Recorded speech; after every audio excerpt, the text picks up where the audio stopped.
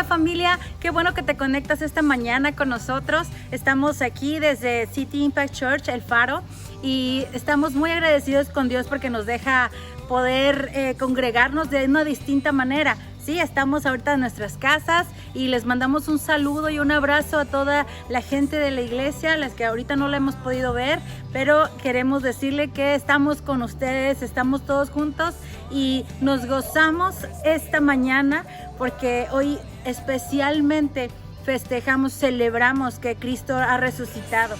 Y les damos la bienvenida a El Faro City Impact Church en este modo que tenemos ahorita, que es de iglesia online.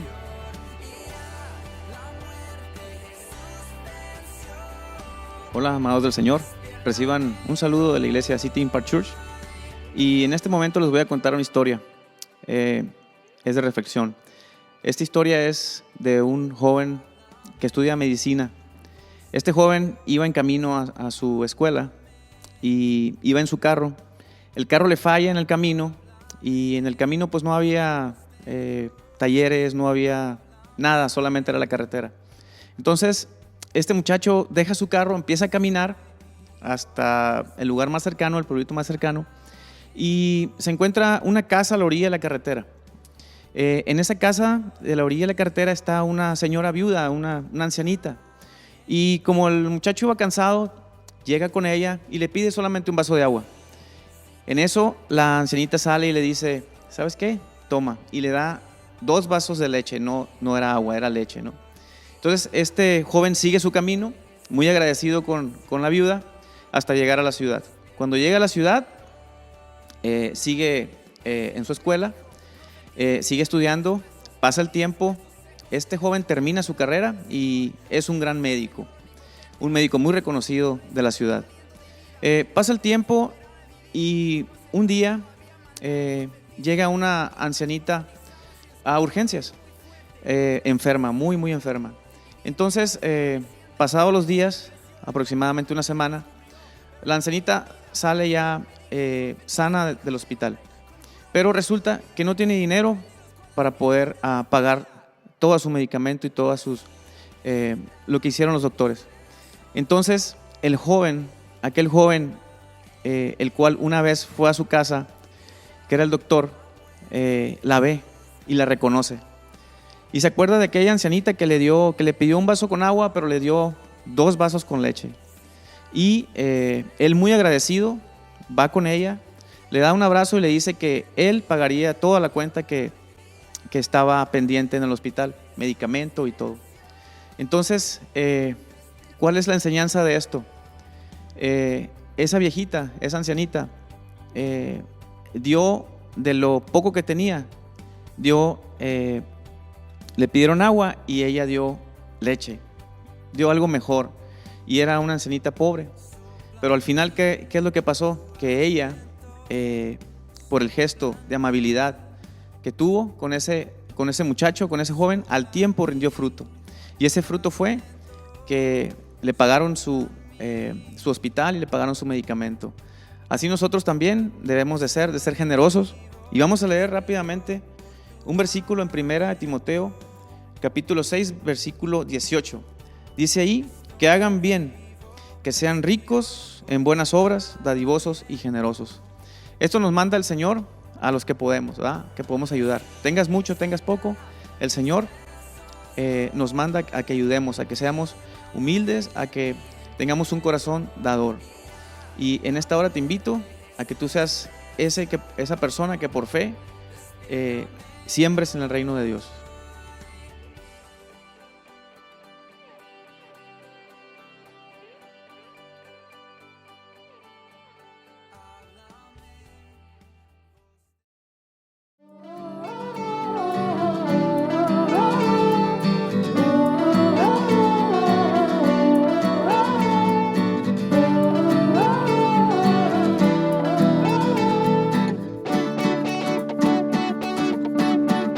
Lucha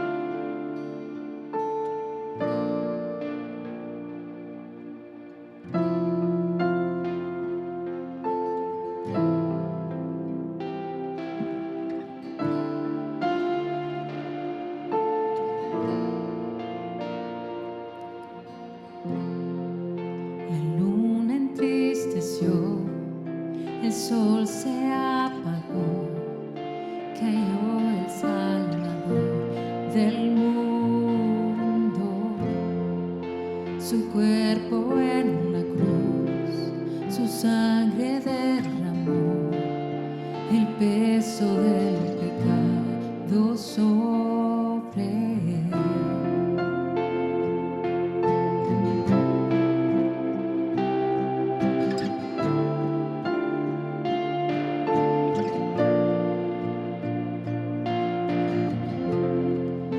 Al fin él suspiró, el cielo lo ignoró, el Hijo descendió en tinieblas,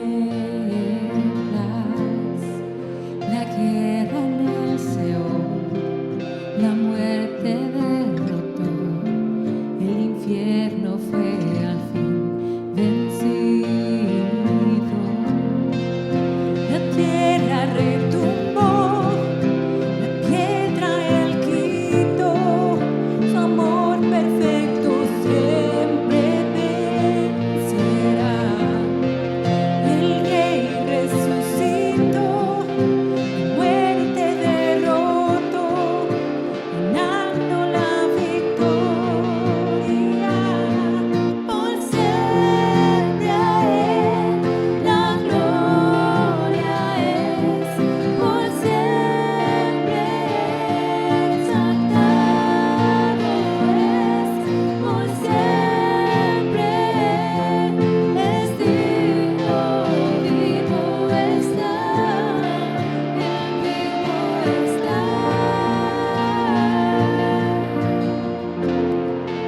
La tierra retumbó, la piedra él quitó, su amor perfecto siempre vencerá. El Rey resucitó, la muerte derrotó, ganando la victoria.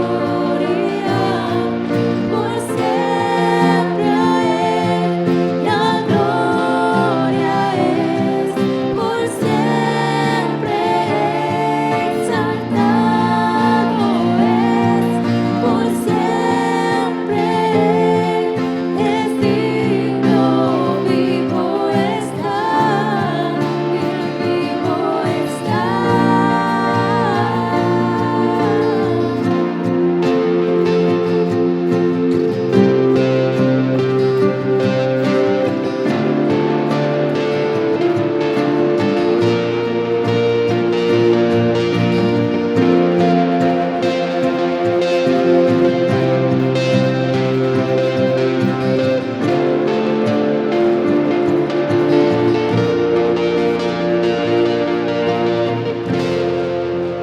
Canto aleluya, canto aleluya, el Cordero ya venció. Canto aleluya, canto aleluya, canto aleluya, el Cordero ya venció. El Cordero ya venció.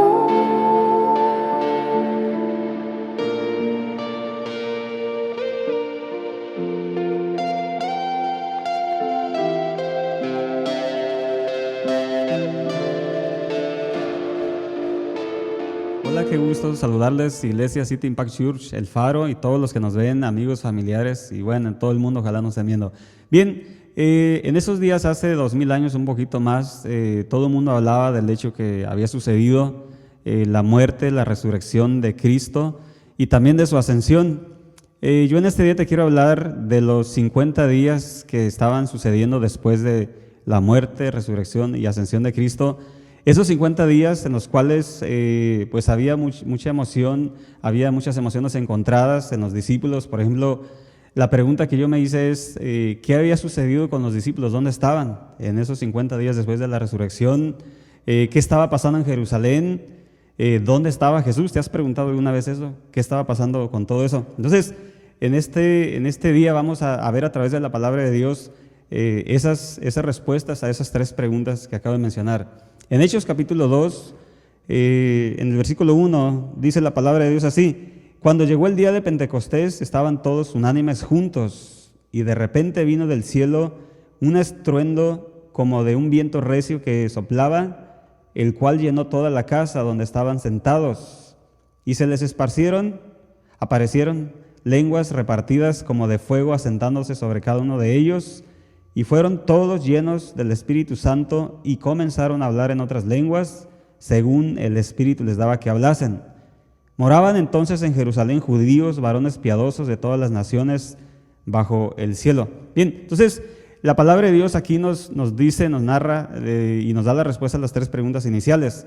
Los discípulos estaban juntos, unánimes, esperando la promesa que Jesús les había dicho apenas un capítulo atrás, donde Jesús antes de ascender les dijo que esperaran en Jerusalén la promesa que Él les había dicho, la promesa del Padre, que les iba a dar el bautismo del Espíritu Santo. En esos días posteriores a la resurrección de Cristo, estaba Jerusalén llena de mucha gente. De hecho, aquí en lo que leímos habla de que había judíos piadosos de todas las naciones, y había un alboroto. Yo me imagino los mesones llenos de gente, abarrotando las tiendas y los comestibles y todo. Y estaba el ambiente pues también un poco tenso, porque los discípulos habían experimentado en esos días pues un sinnúmero de emociones y de miedos, inseguridades, y todavía estaban un poco confundidos, porque Jesús, a pesar de que se les había aparecido 40 días y estuvo con ellos, comiendo con ellos nuevamente, restaurándolos, todavía Pedro necesitaba algo muy fundamental en su vida, y era la venida, la llenura del Espíritu Santo. Entonces, una vez que viene el Espíritu Santo, cuando estaban juntos, en lo que leímos ahorita, unánimes ahí en el aposento alto, y se les aparecieron lenguas de fuego, empezaron a hablar en lenguas todos, y fueron llenos con poder, la vida de Pedro fue cambiada. La vida de Pedro fue cambiada al grado que un poquito más adelante Pedro se levanta y da un discurso digno de prestarle atención.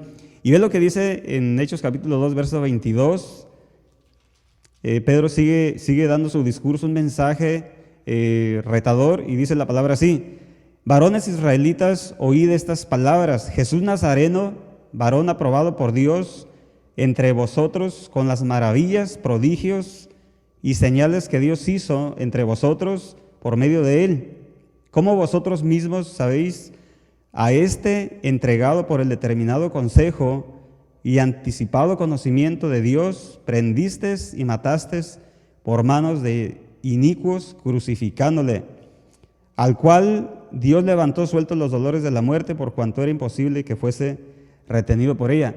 Pedro está de alguna manera haciéndole ver a los judíos en su mensaje, en este mensaje retador, de que realmente ellos habían crucificado a Jesús. Ellos le habían rechazado, ellos habían sido culpables de que Jesús había muerto, aunque por ellos, pero ellos le habían dado la espalda, como el mismo Pedro le negó 3 veces, como Judas mismo le traicionó por 30 monedas de plata. Entonces, dice la palabra de Dios que Jesús fue un varón aprobado, y cuando dice la palabra de Dios aquí en el versículo 22, que Jesús era un varón aprobado, quiero decirte que no podía morir cualquier persona por la humanidad, no podía morir cualquier persona tomada del montón, sino que tenía que ser alguien que llenara ciertos requisitos, y Jesús llenó perfectamente los requisitos que Dios demandaba. El pecado entró por un hombre, por Adán, ya sabes, luego le echó la culpa a Eva,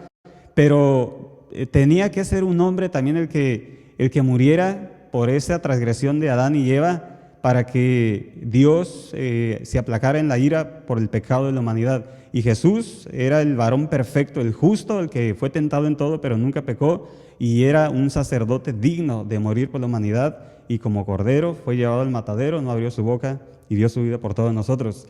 Más adelante el versículo 24 dice que era imposible que la muerte lo retuviera a él.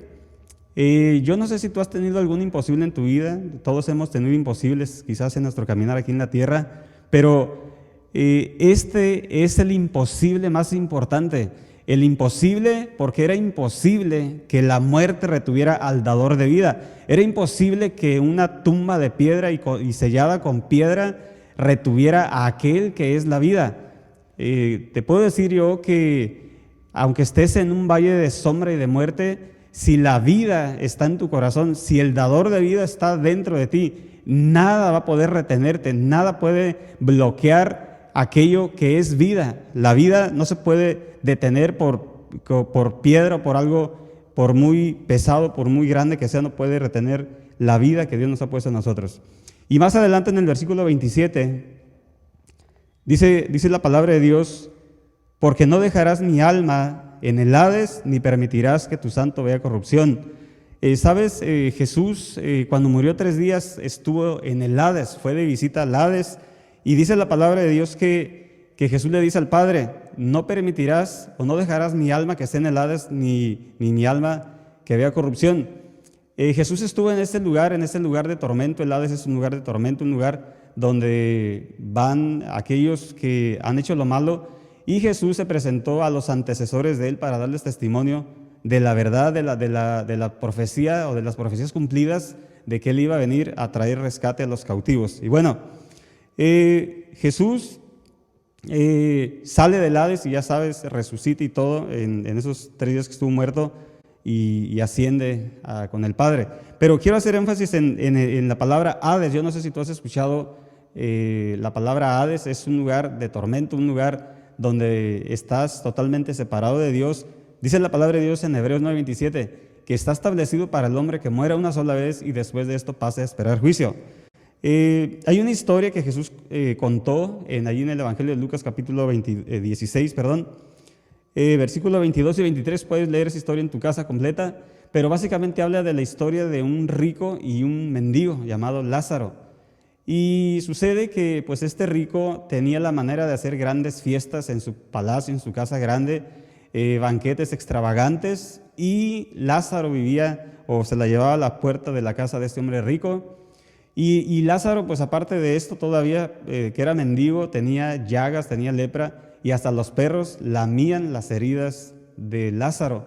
Bueno, y Jesús sigue contando la historia allí en Lucas capítulo 16, y dice que los dos murieron. Entonces Lázaro va directamente al seno de Abraham, llega a los brazos de Abraham, y puedes leer la historia. Es una historia muy bonita donde Abraham incluso interactúa con ellos, con el rico y con Lázaro. Y bueno, pues el rico es llevado al Hades, al lugar que te decía, un lugar separado de Dios, un lugar de tormento. Y la palabra de Dios nos dice allí en Lucas 16 que pues hay una división, hay una gran cima entre esos dos lugares. Y bueno, no te recomiendo que te vayas al Hades, te recomiendo que te vayas mejor a la presencia de Dios si se puede. Bien, el apóstol Pedro sigue predicando, sigue compartiendo su discurso. Como te dije, un discurso digno de leer y de oír muy claramente. Y bueno, todo mensaje, toda predicación tiene como fin que suceda algo, que provoque algo. Y el efecto del discurso de Pedro tuvo un efecto en sus oyentes. Como dije al principio, había por lo menos 18 naciones representadas en este grupo en Jerusalén que estaban oyendo el mensaje de Pedro. Y dice la palabra de Dios en el versículo 36 del capítulo 2, dice: sepa pues ciertísimamente toda la casa de Israel que a este Jesús, a quien vosotros crucificasteis, Dios le ha hecho Señor y Cristo. ¿Sabes? Esto es bien interesante. A ese Jesús que crucificaron, a ese Jesús que traicionaron los mismos judíos, Dios le hizo Señor y le hizo Cristo. Esto es muy interesante, es muy fundamental, porque Cristo significa ungido. Y sí, Él vino como Cristo, el ungido, a morir por la humanidad, pero cuando resucitó y ascendió al cielo a la diestra del Padre, Dios le hizo Señor. Él es el Señor de señores y es el Rey de reyes, y es el que está gobernando todavía en el cielo y también aquí en la tierra. Bien, en el versículo 37 dice la palabra de Dios: al oír esto se compungieron de corazón y dijeron a Pedro y a los otros apóstoles: varones, hermanos, ¿qué haremos? Pedro les dijo: arrepentíos y bautícese cada uno de vosotros en el nombre de Jesucristo para perdón de los pecados, y recibiréis el don del Espíritu Santo. El efecto que produjo el mensaje de Pedro es que los que estaban oyendo, los judíos, los prosélitos y todos los que estaban de diferentes naciones, empezaron a sentirse mal, empezaron a sentirse tristes por lo que habían hecho. Sus corazones empezaron a palpitar más rápido y empezaron a darse cuenta de lo que habían hecho. A los suyos vino y los suyos no lo recibieron. Aquel que había venido a anunciarles la salvación, ellos le dieron la espalda, lo rechazaron. Pero bueno, el efecto de la predicación de Pedro estaba haciendo algo bueno en el corazón de los oyentes.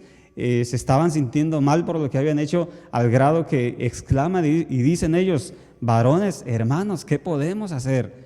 A lo que los discípulos contestan: pues arrepiéntanse y bautícese cada uno de vosotros en el nombre de Jesucristo para perdón de los pecados. ¿Sabes?